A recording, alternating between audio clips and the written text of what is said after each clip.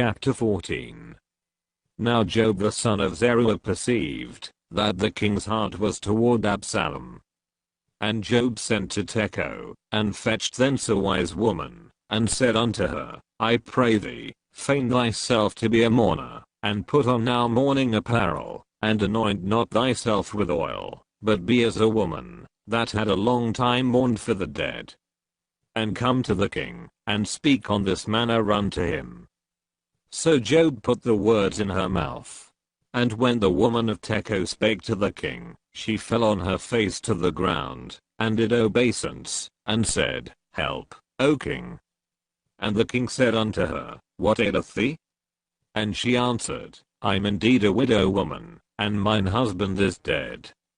And thy handmaid had 2 sons, and they 2 strove together in the field, and there was none to part them, but the one smote the other, and slew him.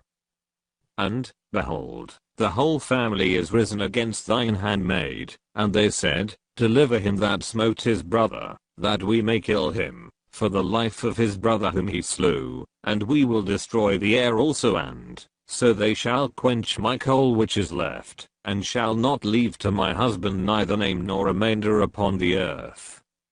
And the king said unto the woman, Go to thine house, and I will give charge concerning thee. And the woman of Tekoa said unto the king, My lord, O king, the iniquity be on me, and on my father's house, and the king and his throne be guiltless. And the king said, Whosoever saith aught unto thee, bring him to me, and he shall not touch thee any more. Then said she, I pray thee, let the king remember the Lord thy God, that thou wouldest not suffer the revengers of blood to destroy any more, lest they destroy my son. And he said, As the Lord liveth, there shall not one hair of thy son fall to the earth. Then the woman said, Let thine handmaid, I pray thee, speak one word unto my lord the king. And he said, Say on. And the woman said, Wherefore then hast thou thought such a thing against the people of God? For the king doth speak this thing as one which is faulty, in that the king doth not fetch home again his banished.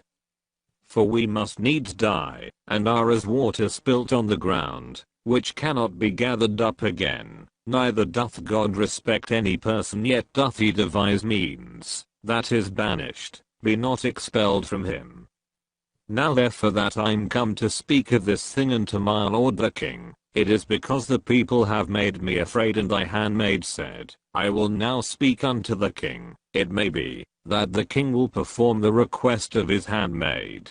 For the king will hear, to deliver his handmaid out of the hand of the man that would destroy me, and my son together out of the inheritance of God.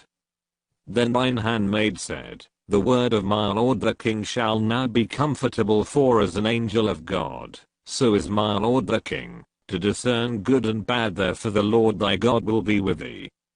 Then the king answered, and said unto the woman, Hide not from me, I pray thee, the thing that I shall ask thee. And the woman said, Let my lord the king now speak. And the king said, Is not the hand of Job with thee in all this? And the woman answered and said, As thy soul liveth, my lord the king, none can turn to the right hand, or to the left from aught that my lord the king hath spoken for thy servant Job. He bade me, and he put all these words in the mouth of thine handmaid. To fetch about this form of speech hath thy servant Job done this thing, and my lord is wise, according to the wisdom of an angel of God, to know all things that are in the earth. And the king said unto Job, Behold now, I have done this thing. Go therefore, bring the young man Absalom again.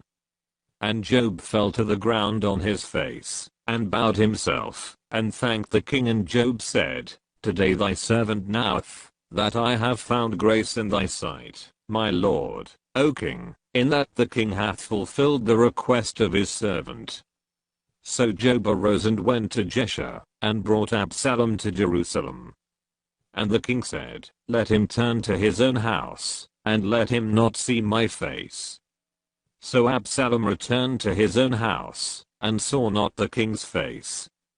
But in all Israel there was none to be so much praised as Absalom, for his beauty from the sole of his foot even to the crown of his head there was no blemish in him. And when he polled his head, for it was at every year's end that he polled it, because the hair was heavy on him, therefore he polled it, he weighed the hair of his head at 200 shekels after the king's weight. And unto Absalom there were born 3 sons, and 1 daughter, whose name was Tamar. She was a woman of a fair countenance. So Absalom dwelt 2 full years in Jerusalem, and saw not the king's face. Therefore Absalom sent for Joab, to have sent him to the king, but he would not come to him, and when he sent again the second time, he would not come. Therefore he said unto his servants, See, Joab's field is near mine, and he hath barley there, go and set it on fire. And Absalom's servants set the field on fire.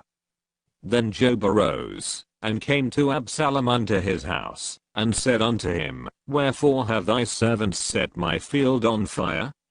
And Absalom answered Joab, Behold, I sent unto thee, saying, Come hither, that I may send thee to the king, to say, Wherefore am I come from Geshur? It had been good for me to have been there still. Now therefore let me see the king's face, and if there be any iniquity in me, let him kill me.